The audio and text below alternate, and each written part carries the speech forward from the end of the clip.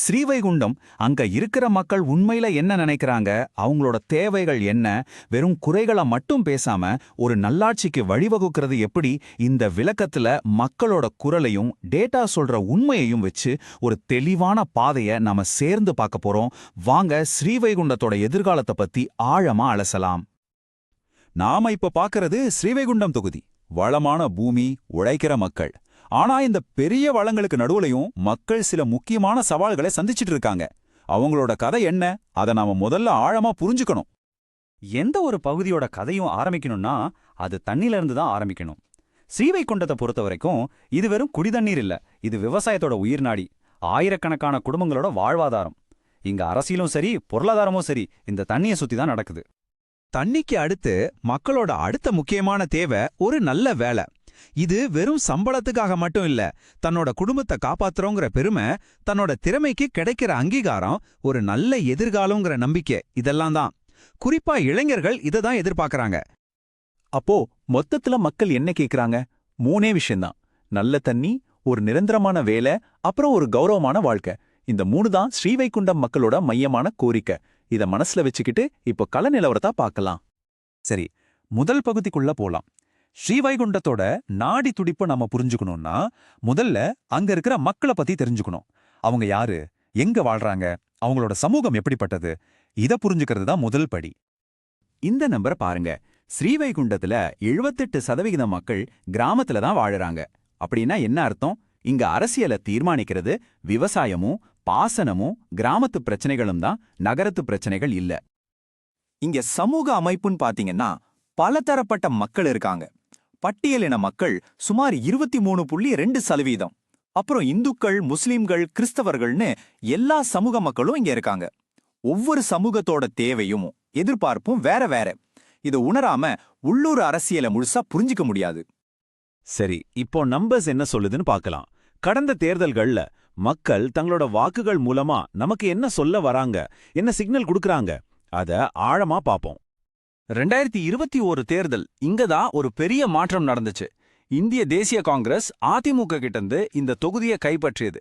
கிட்டத்தட்ட 4.8% வாக்குகள் அதிமுக கிட்ட இருந்து காங்கிரஸ்க்கு போயிருக்கு.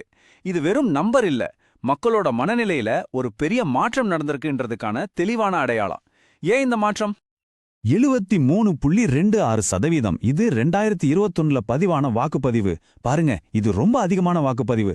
மக்கள் ஒரு மாற்றம் வேணும்னு நினைக்கும் போது, இல்லன்னா தங்களோட கோபத்தை காட்டணும்னு நினைக்கும் போது தான் இப்படி அதிகமா வந்து ஓட்டு போடுவாங்க.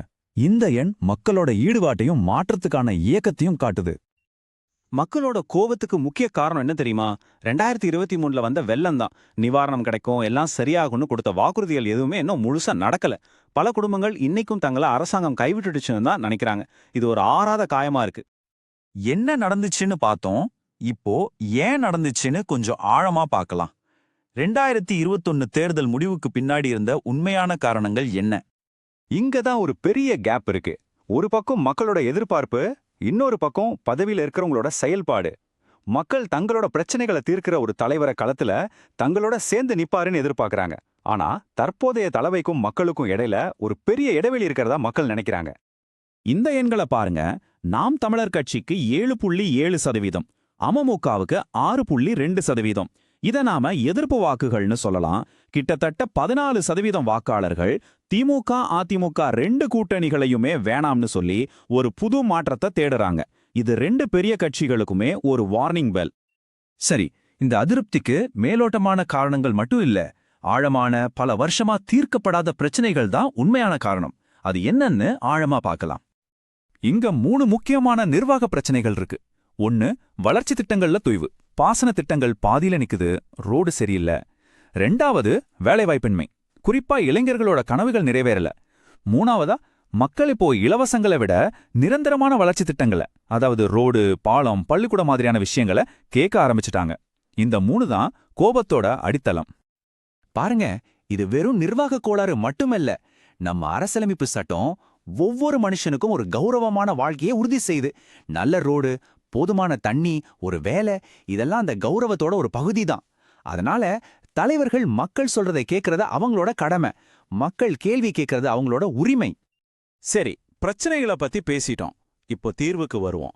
இனிமே எப்படி ஒரு நல்ல நிர்வாகத்தை உருவாக்கலாங்கிறதுக்கான ஒரு ப்ளூ பிரிண்ட், ஒரு செயல் திட்டத்தை நாம இப்ப பார்க்கலாம். இதுக்கு தீர்வு சதுர்முக கோட்பாடு. இது ஒரு 4 முனை வியூகம். 1 ஆக்ரோஷம். இப்போ இருக்கிற நிர்வாகத்தோட தவறுகளை தைரியமா எடுத்து சொல்லணும். 2 ஸ்திரத்தன்மை. நல்ல நலத்திட்டங்கள் தொடரும்னு மக்களுக்கு நம்பிக்கை கொடுக்கணும். 3 புதுமை. வளர்ச்சிக்கு புது ஐடியாக்களை கொண்டு வரணும்.